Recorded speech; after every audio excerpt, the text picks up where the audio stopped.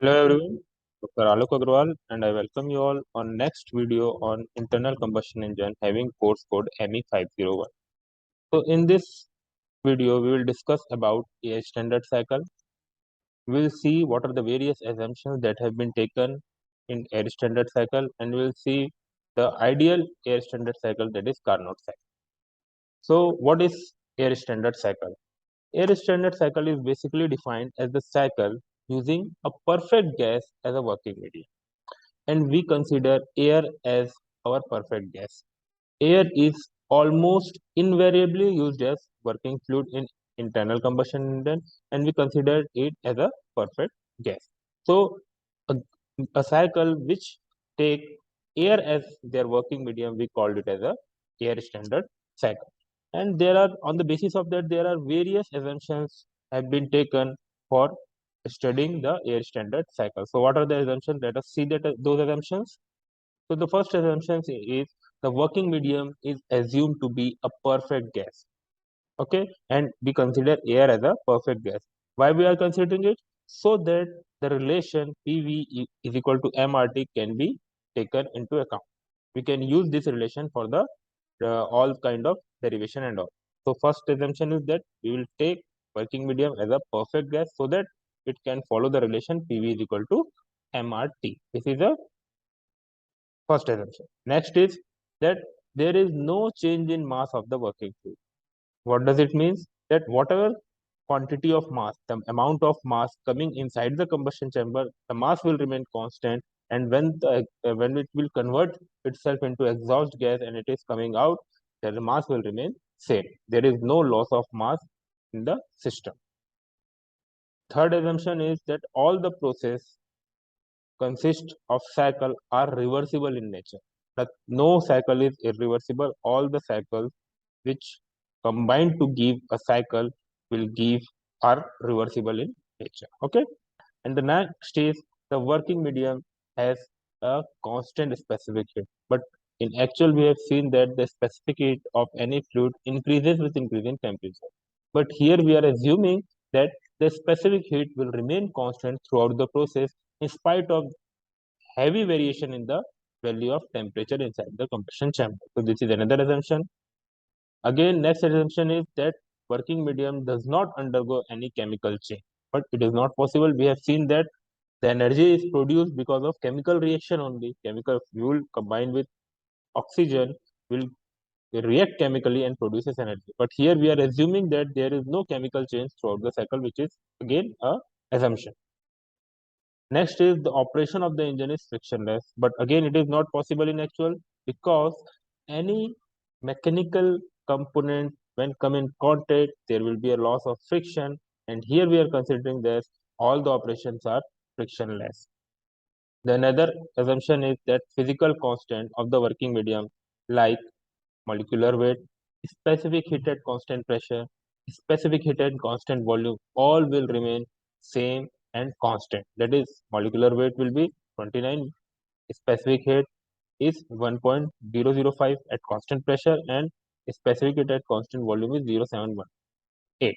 And on the basis of Cp and Cv, gamma comes out to be 1.4. So this will remain constant, and we have to take this value while solving any numerical if we are taking air standard cycle. Next assumption is that all the kinetic and potential energy of the working fluid are neglected. See, when the fluid is moving, it has certain kinetic energy, certain potential energy, and during this study, we are going to neglect all those energy, and we are taking only thermal energy of the fluid. The next and final assumption is that heat is supplied and rejected in a reversible manner. Okay, and if necessary it can be supplied instantaneously or rejected instantaneously, means but it is not possible because supply of heat, or if you want to supply heat to the system and if you want to take heat out of the system, it will require certain amount of time, certain duration of time. But here we are taking assumption that it can be supplied or rejected instantaneously. Okay, so these are the various assumptions that have been taken while deriving the air standard cycle or while studying the air standard cycle. So there are various air standard cycle. Let us start with Carnot cycle. Okay, so this cycle is discovered by Carnot in the year 1824. Okay, it is a reversible cycle. It consists of four processes. Here, the working medium receive heat from higher temperature and reject heat at lower temperature. Okay, so there is a source which is at higher temperature and there is a sink which is at lower temperature. And this is the cycle which is plotted in PV plot. Okay, so this vertical axis is pressure and horizontal axis is volume, and here that Carnot cycle is plotted. So this Carnot cycle consists of two reversible isothermal and two reversible adiabatic, in which one reversible isothermal expansion, then reversible adiabatic expansion, then again isothermal compression, and followed by adiabatic compression. All the four processes are reversible in nature. What is the speciality of this Carnot cycle? It represented as a standard of perfection, and whenever there is a anywhere the engine is developed, its efficiency or its comparison has been made with Carnot cycle. Okay, so this is the standard of perfection. No other engine has more efficiency than Carnot engine. Means the engine working on the basis of Carnot cycle will produce maximum efficiency. But actually, it is not possible to run an engine on the basis of Carnot cycle. Okay, but theoretically, we assume that if an engine is developed working on the basis of Carnot cycle, that engine will produce maximum efficiency and maximum work output. Okay, so it gives the concept of maximizing work output between two temperature limits. If the temperature limits are constant, means the temperature of source and temperature of sink will remain constant, and if we use any engine in between that source and sink temperature, the Carnot engine will give maximum work output and maximum efficiency. This is the case. Okay. So how it work? See, let us see this animated diagram. Here, this is it is takes heat from source. Isothermal expansion took place, then adiabatic expansion took place, then isothermal compression, and then adiabatic compression. So this is process 1, this is process 2, this is process 3, and it will be followed by process 4. So it consists of a source which is at higher temperature. It takes system takes heat from this higher temperature and perform isothermal expansion. Isothermal expansion means the temperature will remain constant and the heat is transferred from source to the system. After that, there will be a adiabatic expansion. So the system need to be come in contact with insulator where no heat transfer take place, and in that case, the temperature or the expansion of the system took place at adiabatic.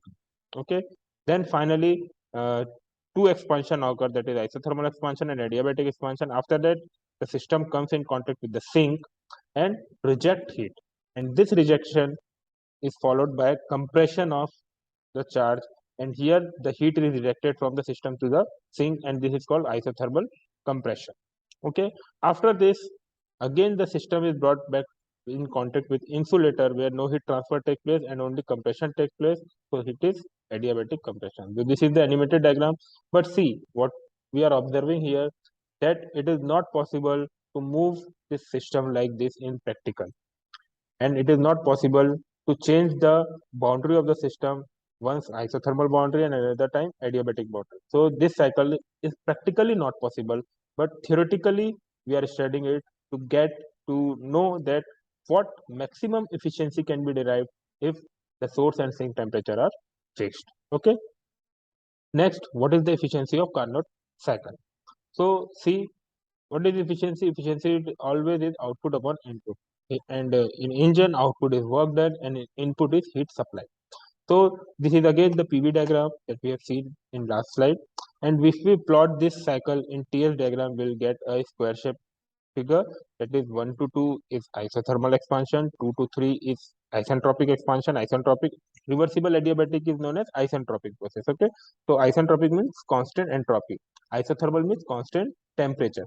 Again 3 to 4 isothermal compression, and 4 to 1 isentropic compression. So this is PV and TS plot.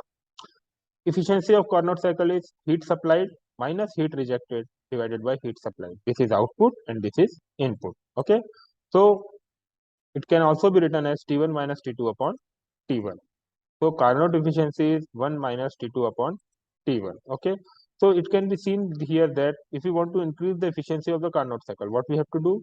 The lower temperature, that is sink temperature, is normally the atmospheric temperature, is T1, and hence fixed. So we cannot alter or we cannot change this temperature T2, okay, because T2 is a sink temperature, and this is considered to be the atmospheric temperature, and we cannot change atmospheric temperature. It is not in our control. So to increase the efficiency, either we have to either we have to change or reduce this T2, or we have to increase this T1 source temperature. Okay, what I am trying to say that if you want to increase the Carnot efficiency, we have to reduce this T2 by T1 part. And to reduce this T2 by T1 part, either we have to reduce T2 or we have to increase T1. This T2 is the temperature of atmosphere, so we cannot alter this temperature, and this T2 is fixed. So the only way to increase the Carnot efficiency is to increase the temperature of source, that is T1. Okay, so by increasing the source temperature, when we increase the efficiency of the Carnot cycle. And that I already told you that between two fixed temperature, if T1 and two is constant, means if the temperature of source and if the temperature of sink, we make it constant, we are not changing it, then Carnot cycle has maximum possible efficiency compared to any other air standard cycle. And what are the other air standard cycle that we will see in next video? That is Otto cycle and diesel cycle are the two known, very well known air standard cycle. But again, Carnot cycle will develop maximum efficiency between the two fixed temperature length. Okay, and the net work output of Carnot cycle is low, means it maximize the efficiency, and uh, though the net work output of Carnot cycle is low. Okay, so this is about Carnot efficiency. It can be explained as 1 minus T2 upon T1, where T1 is the same temperature of the source and T2 is the temperature of the sink. In next video, we will see what is Otto cycle. We will see the derivation of Otto cycle, that is important. What is the efficiency of Otto cycle derivation, and we will see the diesel cycle as well. Thank you. Thank you very much.